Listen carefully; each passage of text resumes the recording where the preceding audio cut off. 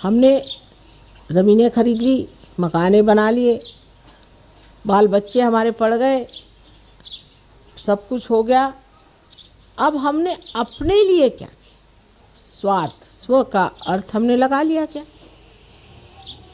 अपने लिए हमने कौन सी सेवा की? माँ की सेवा तो बाद में होगी, पहले अपनी करो बेटे। अपनी सेवा में क्या प्राप्त होने का है, क्या हमारा लक्ष्य है, वो सोच लेना चाहिए। हमें क्या पाने का है? हमें पूर्णतया परमात्मा के साम्राज्य में अधिकार से बैठना है। उस अधिकार को हमें प्राप्त करना है। उसके लिए हमने कौन सी गतिविधियां की, कौन सी व्यवस्था की है अपने जीवन के साथ, कौन से तौर तरीके अपनाए हैं, ये सोचना चाहिए। अब सहयोग में कितनी बार बताया गया कि भाई अगर आपको आगे बढ़ना है, इस वृक्ष को ऊपर की ओर चढ़ाना है, तो आपको ध्यान करना चाहिए। अब इसमें लोग सोचते हैं कि माँ ध्यान से कैसे होता है? अब देखिए कैसे होता है। जब तक आप ध्यान नहीं करते हैं, मन चल बिचल थोड़ा सा रहता है। जब आप सहयोग के विधि के साथ ध्यान करते हैं तो आप निर्विचार में उतर जाते हैं। निर्विचारिता आपको शांति प्रदान करती है। अगर समझ लीजिए एक पेड़ आप लगाइए, वहाँ रोज भूकंप हो रहा हो, तो क्या वो पेड़ पनप पाएगा? जिस जगह शांति होगी वहीं न तो पेड़ बढ़ेगा। जहाँ अशांति है, जहाँ हर चीज हिल रही है, डावाडोल है, वहाँ क्या कोई पेड़ पनप सकता है? जिस हस्ती में शांति प्रस्थापित हो गई है, वहीं पे ये पेड़ बढ़ सकता है। इसलिए पहले निर्विचारिता में उतरना पड़ेगा। उसके लिए ध्यान के सिवाय और कोई सा मार्ग मुझे नजर नहीं आता। पहले ध्यान में स्थित होकर के अपनी निर्विचारिता हमें स्थित करनी चाहिए। कितने देर के लिए हम निर्विचार रह सकते हैं, ये सोचना चाहिए। जैसे अभी कोई सुंदर चित्र है, उसकी ओर आपने देखा और आप निर्विचार हो जाएं, तो सोचना चाहिए कि आपकी शक्ति बढ़ गई है।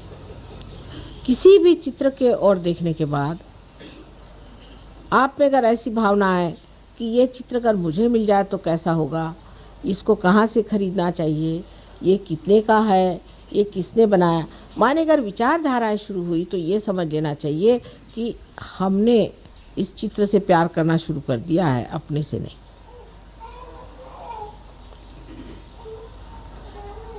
जब तक हम ये कहते रहेंगे कि ये मेरा है, माने वो मैं नहीं हूं, मुझसे अलग चीज है। तो जब अपने को हमें बढ़ाना है और इसकी पूरी वृद्धि करनी है, ग्रोथ करनी है, तो ज़रूरी है कि हम ध्यान में रहें और निर्विचारिता अपने अंदर स्थापित करें। जब तक निर्विचारिता स्थापित नहीं होती है, सहयोग बातचीत ही बातचीत रह जाएगी। जब तक हम अपने से ही प्यार नहीं कर सकते, तो हम दूसरों से क्या प्यार करें? लेकिन प्यार का अर्थ ये नहीं होता है कि अपने से प्यार करने का मतलब ये है कि हमारे बहुत सारे रुपए पैसे इकट्ठे हो जाएं, या हमारे पास 10-12 मोटर गाड़ी हो जाएं और हम बड़े आराम से घूमते फिरते रहें। ये जो लोग पा भी लेते हैं, वो भी आप जानते हैं माँ के पास आते हैं और कहते हैं कि माँ इसका कुछ इलाज करें, हम तो भर पाए, वो भी सुखी नहीं। अब जो अपने से प्यार करता है, वो सब चीज से देखता है कि ये शरीर जो परमात्मा का है, जो उसका मंदिर है, उसे किस तरह से सुंदर स्वच्छ रखा जाए। इस मामले में भी बड़ी गलत धारणाएं संसार में हैं। जैसे आजकल के मॉडर्न ज़माने में बहुत सी बातें निकल आई कि साहब हर एक आदमी को दुबला होना चाहिए। अब उसके लिए चाहे आपको टीबी हो जाए तो भी आप दुबले हो जाए। आप मच्छरों जैसे जब तक नहीं होइएगा तब तक आप खूबसूरत नहीं होते। और ऐसी खूबसूरती लेके करने का क्या है? जिस शरीर का आकर्षण मनुष्य को नीचे की ओर ले जाता है, ऐसा शरीर बिल्कुल व्यर्थ है। शरीर ऐसा होना चाहिए कि जिसके अंग प्रत्यंग से चैतन्य बहे। जिस शरीर का अंग प्रत्यंग जितना भी बना हुआ है वो ऐसा हो कि जिससे सबका शुभ हो। ऐसा वो शरीर हो कि जो जहाँ एक बार छू जाए वो चीज़ प्लावित हो जाए और उसमें से चैतन्य बहना शुरू हो जाए।